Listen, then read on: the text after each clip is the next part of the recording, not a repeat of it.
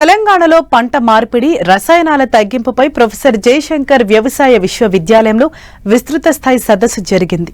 ఈ సదస్సులో రైతులు, శాస్త్రవేత్తలు పాల్గొని అధిక దిగుబడి, ఆరోగ్యకరమైన ఆహార ఉత్పత్తి కోసం పలు సూచనలు ఇచ్చారు. పంటల మార్పిడితో భూసారం పెరిగి లాభసాటి వ్యవసాయం సాధ్యమవుతుందని నిపుణులు అభిప్రాయాన్ని వ్యక్తం చేశారు.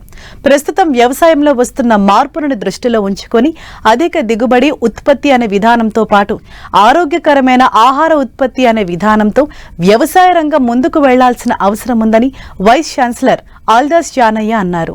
మన యొక్క ఆహార ఉత్పత్తి వ్యవస్థల్ని ఆరోగ్యకరంగా మార్చుకునే బాధ్యత ప్రతి అన్నదాత మీద ఉన్నది. ఆ దశగా ప్రోత్సహించాలి, ఆ దశగా అవగాహన కల్పించాలనే బాధ్యత వ్యవసాయ విశ్వవిద్యాలయం మీద, వ్యవసాయ శాఖ మీద మాకున్నది.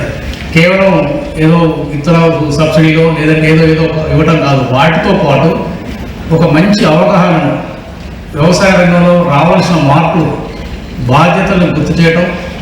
ఇది ఎవరి కోసం కాదు, మన కోసం, మన భవిష్యత్తు కోసం, మన తరతరాలు రేపు వచ్చే తరాల కోసం. ఫస్ట్ నేల ఆరోగ్యం ఎలా ఉంది మనం టెస్ట్ చేయించుకోవాలి. అంటే మనం సాధారణంగా మనకేదో జబ్బు హాస్పిటల్ పోతే బ్లడ్ టెస్ట్, యూరిన్ టెస్ట్, ఇవన్నీ రకరకాల టెస్ట్ చేస్తారు మనిషికి. మరి మనం నేలకు అలాంటి టెస్టులు చేస్తలేము. సాయిల్ టెస్ట్ చేస్తున్నారు కానీ అనుకున్న స్థాయిలో జరుగుతలేదు.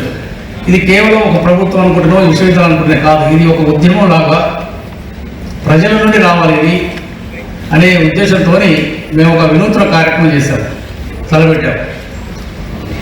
సాయిల్ హెల్త్ వాలంటీర్స్, నేల ఆరోగ్య స్వచ్ఛంద సేవకులుగా ఒక 30,000 మందిని రాష్ట్రంలో ఉన్న 11,000 రెవెన్యూ విలేజెస్ గుర్తించి